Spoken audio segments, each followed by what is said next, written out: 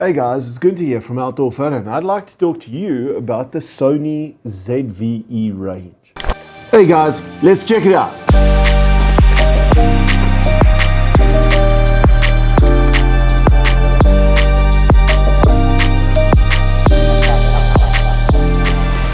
Now, in terms of the ZV-E10 and 10 II, these two little cameras, they are not replacing one another. So what the Japanese have somehow managed to do is they brought out a camera which is the version 2, but it's not a replacement, it is simply another camera in the range.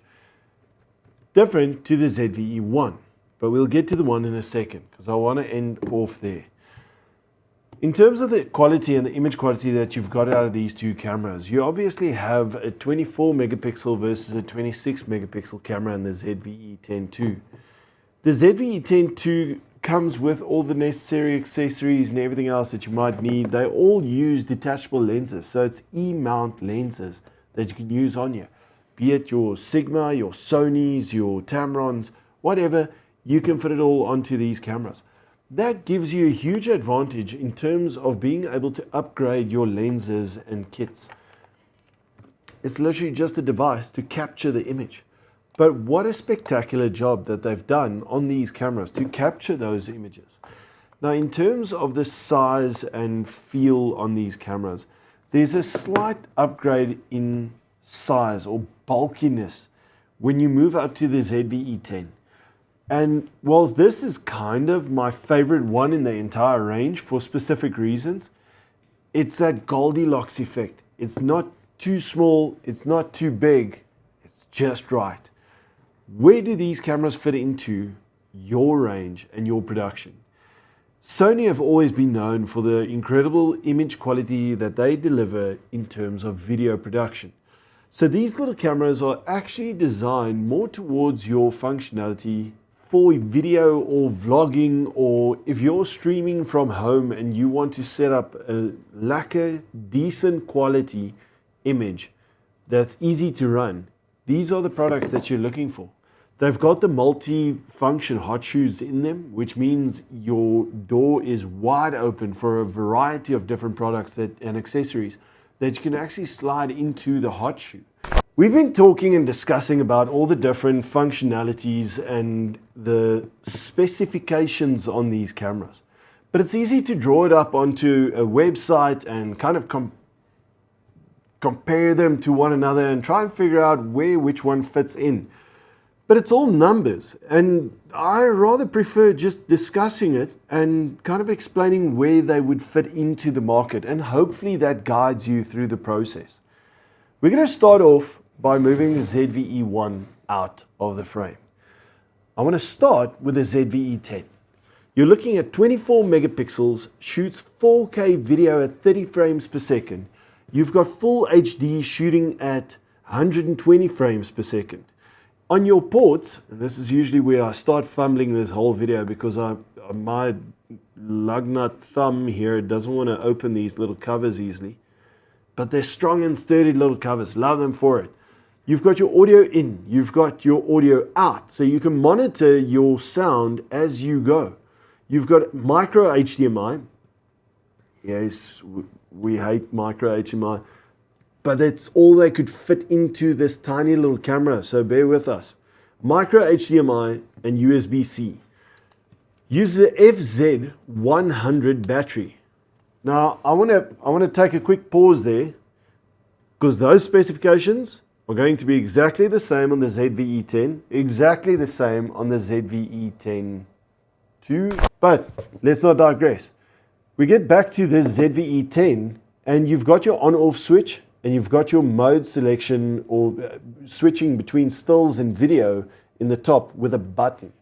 That is the one biggest change in terms of the buttons and the layouts between these three cameras. The other ones, like the ZV-E10 II and the ZV-E1, have these switches on the top. I like that. I like that there's a little bit of a stronger feedback before it switches over to the other function. This one, you press it by accident, it's switched over. But I believe if you go out and you test all three cameras, you might get confused with that. if you've bought and invested into one of these cameras, it won't be an issue because that's the system that you've got. Everything else is very much similar in the layout of the buttons, in the controls, in the dials, in the on-off switches, the recording buttons, you name it. But here comes the magic. There's obviously a significant size difference as we jump between these cameras. So going from the ZV-E10 to the ZV-E10 II, you now go from 24 megapixels to 26 megapixels. You go from 4K 30 to 4K 60. The one I'd love to mention the most is the 759 phase detection focus points in the ZV-E10 II. With a Barnes XR processor, this thing just focuses that little bit faster. And that's exactly where this one comes in. If you are interested in some sport or action or fast moving stuff, we're kind of moving off of the entry-level vlogging cameras and we're going to a little bit more, I am serious about what I'm producing and I want to get great image quality and I want to get it all in focus. And that's where the ZV-E10 II comes into play. All those small little specifications that get lost when you put them in a comparison to one another, that's what makes the difference between these two cameras. There is that slight bit bulkier size in the grip that I like. It's not everybody's cup of tea or apple juice, but once again, all these cameras can fit quite easily on a small gimbal like the M3 from Crane. That makes it so much easier to be out there running and gunning, and instead of using a very big and bulky system, you've got this that easily fits into the palm of your hand and it just works. It delivers image quality. From there, we dive across to the big guys. If you have watched any of the previous videos that I've done and I get into the discussion about sensor sizes, you would know that I am a true fan of full frame. I love it, I'm an advocate for it, and this is weird because we've gone from 26 crop sensor to full frame 12 megapixel. So the bigger one has less megapixels. It gets weird here, but that helps it specifically with the low light handling and giving it the capability of running up to 15 stops of dynamic range on the sensor. That is a huge boost in terms of image quality of what you can edit in out of the footage of the ZV-E1. The stills image quality is great, 12 megapixels, you're not going to be cropping in a lot, but focusing system is there, everything is there that you want and need.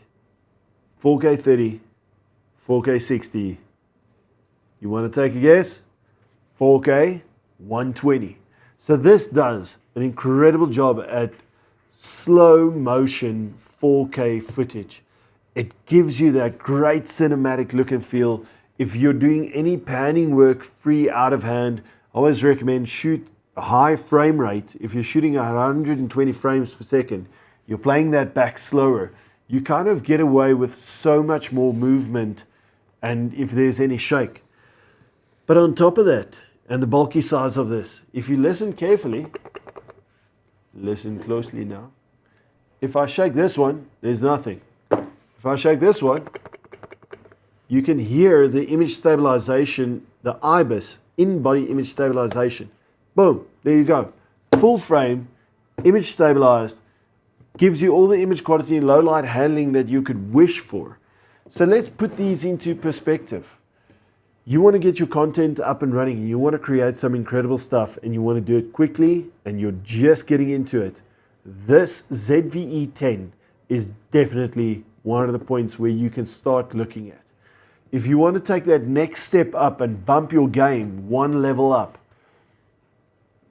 one level just doesn't justify it. It's all those little tiny specs, the specifications that get lost in the paperwork that you would only pick up once you've used that, and now you go out and you start using a ZV-E10 II and you start picking up what this thing actually does and deliver. And that's why I know where this fits in, but I kind of feel this is the best value for money out there in terms of this kind of product. This is what you want to use. If you are out gunning and you need to go and shoot a documentary with a sports team and you need small kit because it's traveling and it's constantly this and that, and I mean, you can build this up in a rig to as big a system as you want and need. But if you just want to have something easy to run and gun with, you've got a microphone on there, you've got the audio feeding in, you've got all the image quality that you want and need, and the functionality right at the press of a button. I mean, the way it's been laid out, if I hold it, maybe Amarish can snap to a top view here. If I hold it like this, that button is perfectly placed for my stills. If I want to go across to shooting video, I would most likely cuddle the camera, and that puts that button at a perfect spot for my thumb to start and stop the video recording. I mean, as simple as that sounds, that is the functionality that you want, and that's why the design of these cameras were focused more towards vlogging or video content creation. It's not standing still for stills or standing back for stills whatsoever.